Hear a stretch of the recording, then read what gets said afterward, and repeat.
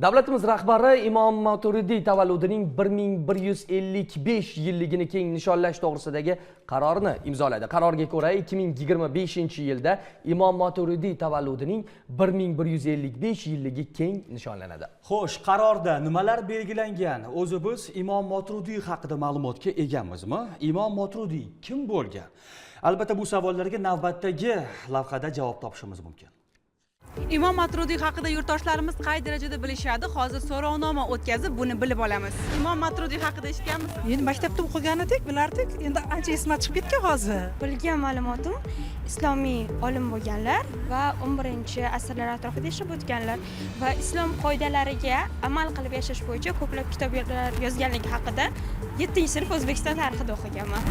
Yo'q, diniy kimdir bo'lsa kerak, diniy olimmi? 5-asrda ijod qilgan. 8-9 asrlar bo'lsa kerak. Imom Maturudiyning kimligini bilasizmi? Yo'q. Allomalarimizdan bo'lgan. Imom Maturidiy haqida eshitganmisiz?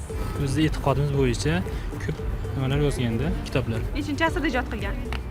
5-asrda bilmayman degan to'g'risi. Eshitmagan. Kitob o'qiganman lekin bilmayman. Yo, to'g'risi eshitmagan. Umuman bilmaysiz. Eshitganmisiz o'zi?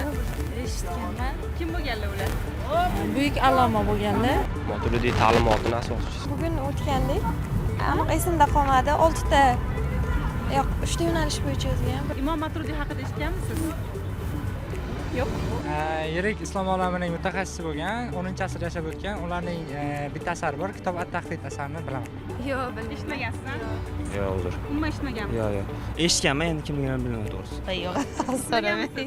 Ko'rib guvohi bo'lganingizda yurtdoshlarimiz orasida Imom Maturidiy haqida biladiganlar afsuski juda kam. Ammo aytib o'tish kerak, Imom Maturidiy nafaqat yurtimizda, balki butun islom dunyosidagi yirik olimlardan biri hisoblanadi.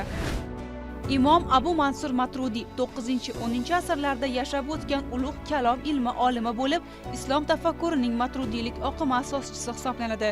U 853-yilda Samarqandda tug'ilgan va butun umrini ilmiy izlanishlarga bag'ishlagan. Bizgacha uning 3 ta asosiy asari yetib kelgan. Birinchisi Qur'on tafsiriga bag'ishlangan Tavilotu alih sunna, ikkinchisi islomiy aqidalar haqidagi Kitob at-Tavhid, uchinchisi diniy falsafiy bahslarga oid Kitob al-Maqolat risolasi. Uning asosiy g'oyasi inson tafakkurining yuksalishi va dinning mo'tadillik bilan anglanishi edi. Uning ilmiy merosi bugungi kunda ham dolzarbligini yo'qotmagan. Shu bois Imom Maturidiy tavalludining 1155 yilligi munosabati bilan keng qamrovli tadbirlar tashkil etiladi. Prezident qarorida Imom Maturudiyning islom olamidagi obro'-e'tiborni munosib tarzda va yuqori saviyada o'tkazish bo'yicha quyidagi chora-tadbirlar dasturi tasdiqlanadi.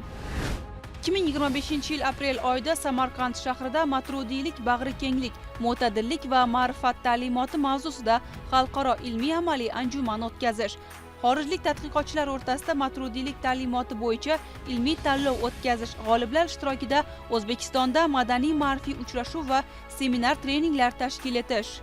Imom Maturudiyning Tavilot al-Qur'on va Kitob at-Tavhid asarlari va Maturudiylik ta'limotiga oid manbalarning o'zbek va xorijiy tillardagi ilmiy izohli akademik tarjimalarini nashr etish.